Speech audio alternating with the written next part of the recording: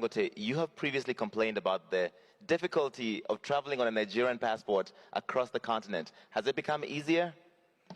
Even an hour ago, I complained to President Kagame.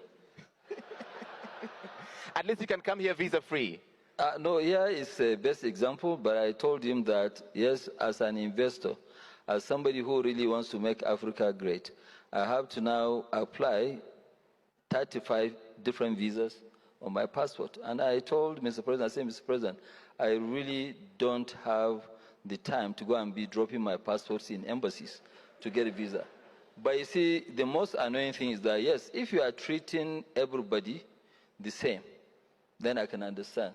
You know, I can assure you, Patrick doesn't need 35 visas.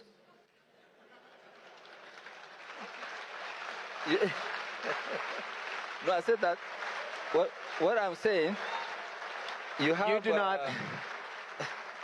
You don't need 35 visas on a French passport compared to a Nigerian passport. 35 visas on French passport. No. But, you know, so which means you have a freer movement than myself in Africa. Yeah. But you have, I remember that there are 3 countries, Uganda, Kenya, and Rwanda. You have 1 visa for the free when you are a tourist. This is true. I've done it. So it's good. So you can expand it. It's a question of will. But I think all what is moving on about community between Africa, it's up to the African leaders to decide, will be good for Africa. Yes, but it will change. And what I keep saying, right now, our main job is to make sure the regional markets, they all work.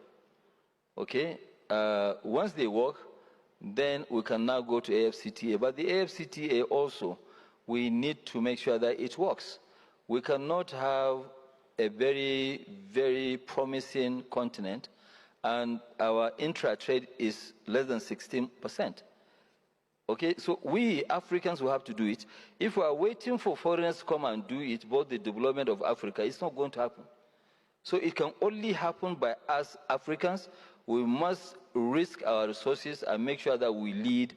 Then we will have people who actually trust and believe in Africa, like Patrick, to come and help us to push to the next level. Thank you. Just 1 second. On a point of personal privilege, because I have the microphone, I complained recently about Nigeria requires me to pay $215 for a single entry 1-month visa every time. Biometrics is $170. And I said, as an African, as a Kenyan, this seems unfair. And they told me, actually, Kenya said it would be easier to come to Kenya, but then you introduced an electronic travel authorization, which made it harder to come to Kenya. So I was like, I don't work for government, but President Ruto is here, so he's heard. Okay. But